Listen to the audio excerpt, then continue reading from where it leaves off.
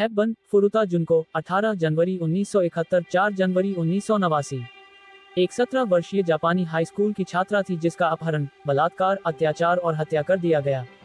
उसका दुर्व्यवहार मुख्य रूप से 4 किशोरों हिरोशी मियानो 18 वर्ष, जो ओगुरा 17 वर्ष, शिंजी मिनाटो 16 वर्ष और यासुशी वतनबे 17 वर्ष द्वारा किया गया था और यह 25 नवंबर 1988 से शुरू होकर 40 दिनों की अवधि में हुआ था। जापान में इस मामले को कंक्रीट से भरे हाई स्कूल की लड़की की हत्या का मामला के नाम से जाना जाता है, क्योंकि उसका शव कंक्रीट से भरे ड्रम के अंदर पाया गया था। जेल अपराधियों को 7 से 20 साल तक की सजा सुनाई गई। इस मामले की क्रूरता ने जापान को झकझोर कर रख दिया और इसे देश के युद्ध पश्चात इतिहास में किशोर अपराध का सबसे बुरा मामला कहा जाता है। फुरुता का जन्म 18 जनवरी 1971 को हुआ था और वह मिसाटो, साइटामा प्रांत में पली बढ़ी, जहां वह अपने माता पिता, बड़े भाई और छोटे भाई के साथ रहती थी। अपनी हत्या के समय वह योशियो मिनामी हाई स्कूल में 17 वर्षीय सीनियर थी और एक नियोजित स्नातक यात्रा के लिए पैसे बचाने के लिए अक्टूबर 1988 से एक प्लास्टिक मोल्डिंग फैक्ट्री में अंशकालिक नौकरी कर रही थी। फुरुता ने एक इलेक्ट्रॉनिक्स रिटेलर की नौकरी भी स्वीकार कर ली, जहां उसने स्नातक होने के बाद काम करने की योजना बनाई थी। फुरुता को उसके सहपाठियों और शिक्षकों द्वारा बहुत पसंद किया जाता था और उसके ग्रेड उच्च थे और वह अक्सर अनुपस्थित रहती थी। उसके दोस्तों के अनुसार वह एक आइडल सिंगर बनने का सपना देखती थी। अपराध के अपराधी 4 पुरुष किशोर थे, हिरोशी मियानो, मियानो हिरोशी, ओगुरा जो, शिंजी मिनाटो और यासुशी वतनबे, जिन्हें अदालती दस्तावेजों में क्रमशः A, B, C और D के रूप में संदर्भित किया गया था।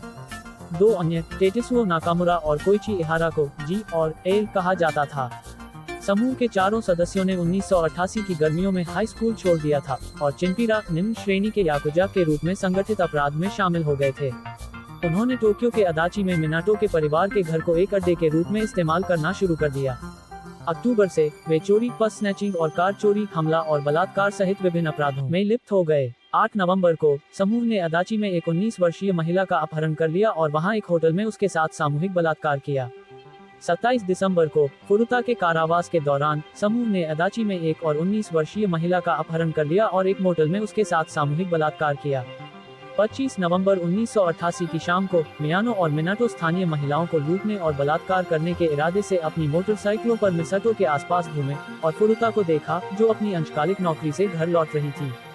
मियानो के आदेश पर काम करते हुए मिनाटो ने फुरुता को उसकी साइकिल से नीचे गिरा दिया और घटनास्थल से भाग गया। मियानो ने संयोग से हमले को देखने के बहाने फुरुता से संपर्क किया और उसे घर तक छोड़ने की पेशकश की।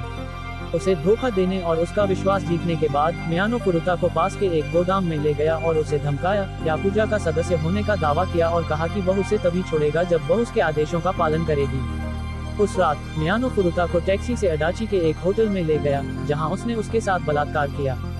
बाद में उसने मिनाटो के घर पर फोन किया और ओगुरा के सामने बलात्कार के बारे में शेखी बघारी, जिसके बाद ओगुरा ने उसे फुरुता को न जाने देने के लिए कहा।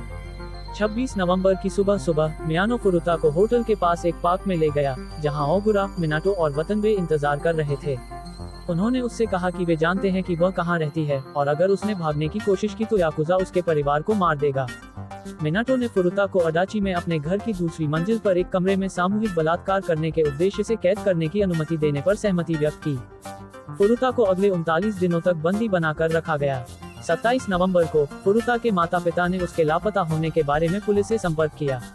आगे की जांच को हतोत्साहित करने के लिए अपहरणकर्ताओं ने फुरुता को अपनी मां को 3 बार फोन करने के लिए मजबूर किया ताकि उसे यकीन हो सके कि वह भाग गई है लेकिन सुरक्षित है और दोस्तों के साथ रह रही है। जब मिनाटो के माता पिता उस घर में मौजूद थे जहां उसे बंधक बनाया गया था, तो फुरुता को उसकी प्रेमिका के रूप में काम करने के लिए मजबूर किया गया। समूह ने यह दिखावा तब छोड़ दिया जब ये स्पष्ट हो गया कि मिनाटो के माता पिता उन्हें पुलिस को रिपोर्ट नहीं करेंगे। माता पिता ने बाद में दावा किया कि उन्होंने हस्तक्षेप नहीं किया क्योंकि वे अपने बेटे से डरते थे, जो उनके प्रति लगातार हिंसक होता जा रहा था। 28 नवंबर की रात को मियानो और अन्य लोगों ने नाकामुरा और इहारा के साथ मिलकर फुरुता के साथ सामूहिक बलात्कार किया, जिसके बाद मियानो ने उसके जांघ के बालों को रेजे से काट दिया और उसके जननांग क्षेत्र को जलाने के लिए माचिस का इस्तेमाल किया। दिसंबर की शुरुआत में भागने की कोशिश की सजा के तौर पर समूह ने फुरुता के चेहरे पर बार-बार मुक्का मारा और मियानो ने उसके टखने को लाइटर से जला दिया। उन्होंने फुरुता को नग्न अवस्था में संगीत पर नाचने, उनके सामने हस्तमैथुन करने और रात के मध्य में कम कपड़ों के साथ बालकनी पर खड़े होने के लिए मजबूर किया और उसकी योनि और गुदा में धातु की छड़ और एक बोतल सहित कई वस्तुएं डाली। उन्होंने उसे बड़ी मात्रा में शराब, दूध और पानी पीने, एक साथ 2 सिगरेट पीने और पेंट थिनर के धुएं को सांस में लेने के लिए भी मजबूर किया। महीने के मध्य में एक हमले में फुरुता को समूह द्वारा इस बहाने से पीटा गया था कि मियानो ने उसके गिरे हुए मूत्र के पोखर पर पैर रखा था, जिसके बाद उसने लाइटर के तरल पदार्थ से उसकी जांघों और हाथों को कई बार जलाया। इस समय से फुरुता बार बार होने वाले हमलों को सहन करने में असमर्थ होकर कभी कभी अपने अपहर्ताओं से मारे जाने की गुहार लगाती थी। दिसंबर के अंत तक फुरुता को बहुत कम मात्रा में भोजन और अंततः केवल दूध दिया जाने के कारण वह गंभीर रूप से कुपोषित हो गई थी। अपनी चोटों और जलन के कारण वह नीचे के शौचालय में जाने में असमर्थ हो गई थी और उसके बाद उसे कमरे के फर्श पर सीमित कर दिया गया था। वह अत्यधिक शारीरिक और मानसिक कमजोरी की स्थिति में थी।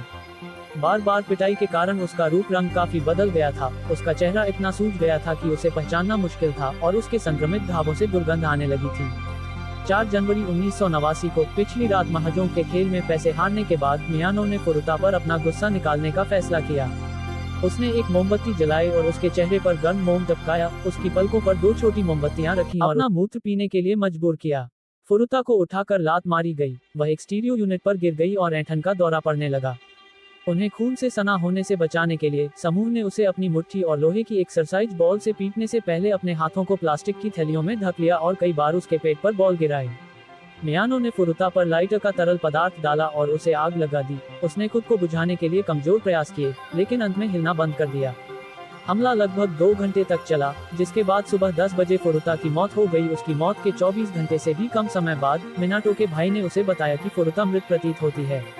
इस डर से कि उनका अपराध उजागर हो जाएगा, समूह ने फुरुता के शरीर को एक कंबल में लपेटा और उसे एक बड़े ट्रैवल बैग में रखा। फिर बैग को एक धातु के ड्रम में रखा और उसमें गीला कंक्रीट भर दिया। 5 जनवरी को रात करीब 8 बजे समूह टोक्यो के कोटो में वाकासु द्वीप पर एक निर्माण स्थल के पास एक खाली जगह पर गया और ड्रम को वहीं फेंक दिया। 1989 की शुरुआत में मियानो और ओगुरा को दिसंबर 1988 में एक 19 वर्षीय महिला के अपहरण और सामूहिक बलात्कार के लिए गिरफ्तार किया गया था। जब पुलिस ने मियानो से पूछताछ की तो उसने गलती से मान लिया कि ओगुरा ने पहले ही फुरुता की हत्या की बात कबूल कर ली है और पुलिस को उसकी गलती के बारे में पता है, इसलिए उसने उन्हें बताया कि उसका शव कहाँ मिलेगा।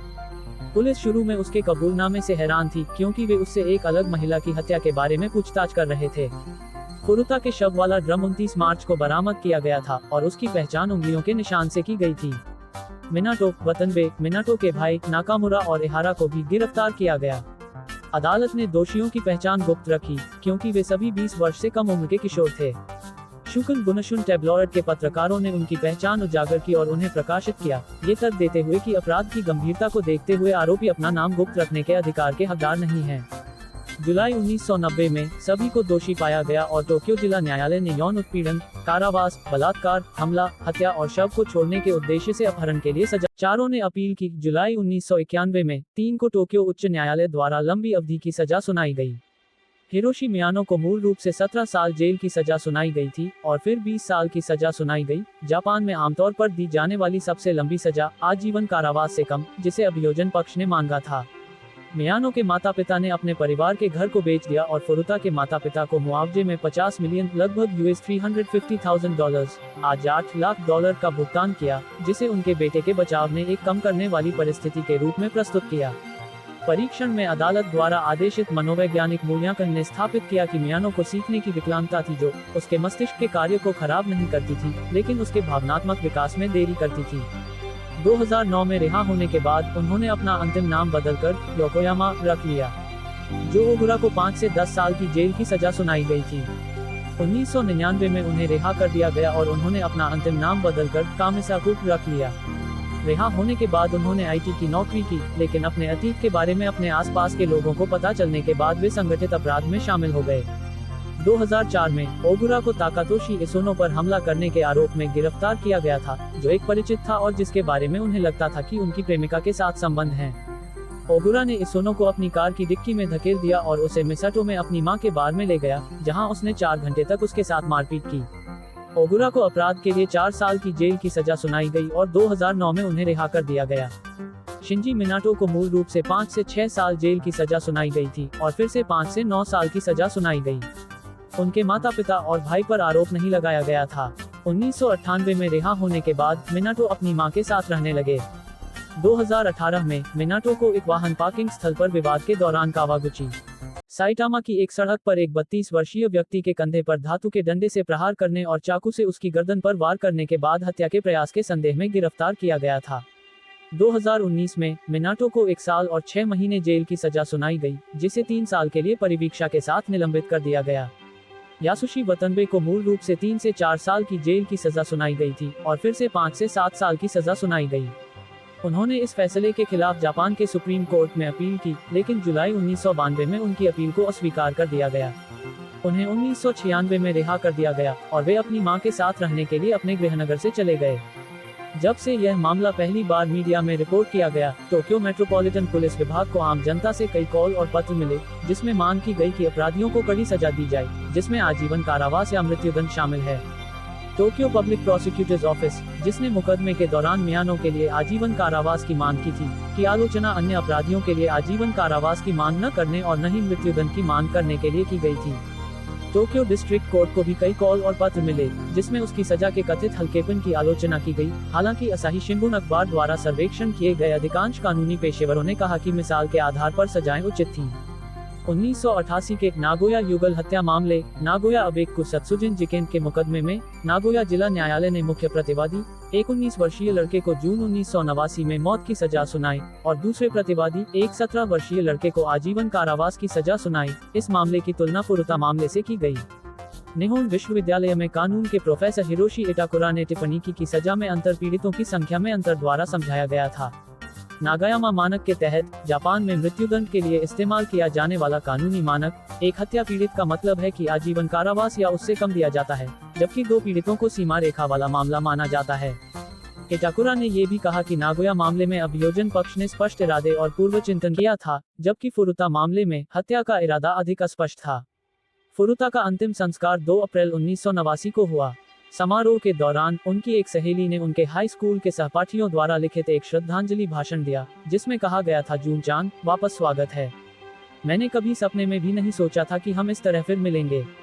तुम पर इतनी क्रूरता की गई है न, तुम पर इतना कुछ गुजरा है न। मैं खुद से परेशान हूँ कि मैं इस बात से अनजान होकर जीता रहा कि क्या हो रहा है। तुम हमेशा इतने सौम्य और खुशमिजाज थे, जून-चान। सांस्कृतिक उत्सव के लिए हमने जो खुशियाँ मनाई, वे तुम पर बहुत अच्छी लग रही थी। मैं इसे कभी नहीं भूलूंगा। हम जून-चान की मौत को बिल्कुल भी व्यर्थ नहीं जाने देंगे। जैसे जैसे हम वयस्कता में कदम रखेंगे, हम एक ऐसी दुनिया बनाने का प्रयास करेंगे जहां इस तरह के जघन्य अपराध अब मौजूद नहीं होंगे। हम अपना सर्वश्रेष्ठ प्रयास करेंगे, जून-चान को अपने दिल में रखेंगे और आगे बढ़ेंगे। प्रिंसिपल ने तुम्हारा डिप्लोमा भी ला दिया। इसकी बदौलत कक्षा 3 से 8 के हम सभी 47 छात्र स्नातक करने में सक्षम हुए। जून-चान, अब कोई दर्द या पीड़ा नहीं है। शांति से आराम करो। अलविदा, जून-चान। फुरुता के भावी नियोक्ता ने उसके माता पिता को वह वर्दी भेंट की जो वह अपने पद पर पहनने वाली थी और उसे उसके ताबूत में रख दिया गया। उसके स्नातक होने पर प्रिंसिपल ने उसके माता पिता को उसका डिप्लोमा भेंट किया। वाकासु पर वह स्थान जहां उसका शव मिला था, अब एक औद्योगिक क्षेत्र है। इस चैनल पर हम वास्तविक अपराध की कहानियां प्रस्तुत करते हैं। मर्डर फाइल्स में आप हत्या के मामलों की गहराई से जांच और उनके पीछे के रहस्यों को जानेंगे। हर वीडियो में हम अपराध की घटनाओं, जांच प्रक्रिया और न्याय की खोज पर ध्यान केंद्रित करते हैं। ऐसे ही वीडियो देखने के लिए हमारे चैनल को सब्सक्राइब करें। Thanks for watching.